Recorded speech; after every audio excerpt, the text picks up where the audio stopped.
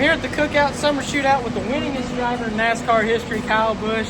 And today we're doing something a little bit different from the NASCAR stuff. What's the plan to retain your championship from last week here at the Cookout Summer Shootout? Just continue to do some of the same stuff. You know, we've had a great race car. Our Lucas Oil Legend car has been fast. And so working with the kid and Brexton and trying to get him a lot better and get him up to speed and being faster for his class. Got a couple wins. So yeah, just keep going with what we've been doing so far. And last week, or well, actually not last week, a few days ago, you were in Sonoma racing on a road course.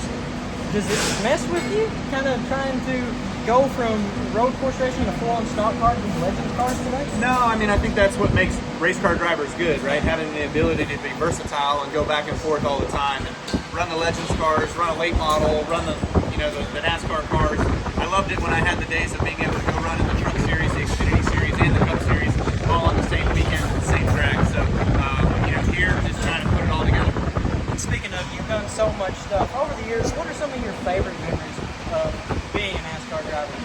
I mean, obviously, just being out there winning. Winning is obvious. That's number one. You want to be able to do that every time you get out there on the racetrack and celebrating with your team and being able to bring home championships, race wins, all that sort of stuff. But it's just a lot about the camaraderie with your guys and celebrating together, having fun, working together. The challenges that present themselves each and every week being different from year to year to year of still trying to stay on top of that mountain. And how long have you been doing the whole Legends cars thing? You've been doing that since the start of your career, or just recently?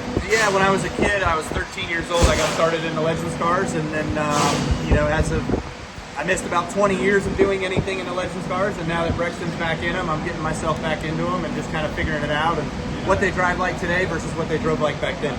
And you've had all kinds of classic rivalries over the years with, even your brother, for one.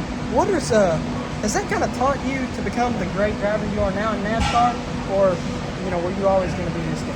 Well, I mean, I think that anytime you're able to have a rivalry or somebody that pushes you to be better, you always try to excel and out-excel those people, and you want to beat them. Anytime you're out there on the racetrack, there's 40 other competitors, and you want to go out there and outdo all those guys. So rivalries are good as long as they stay within the spirit of the racing and don't get too crazy. And, once you were a young kid trying to get onto the scene, is there any advice for other kids like me trying to get into, professional race car driving one day? Yeah, I mean, it's tough. You gotta have a race car. You gotta have sponsors. You gotta have money to be able to go out there and do it. This isn't a cheap sport, so that's the hardest part of it, obviously. And then just being able to get out there and get behind the wheel and enjoy it and excel at it, be able to win in everything you're in, and kind of move on up.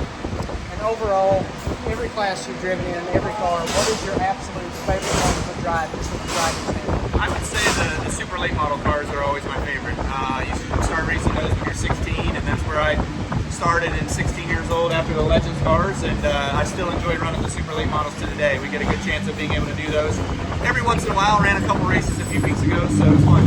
Well, thank you so much.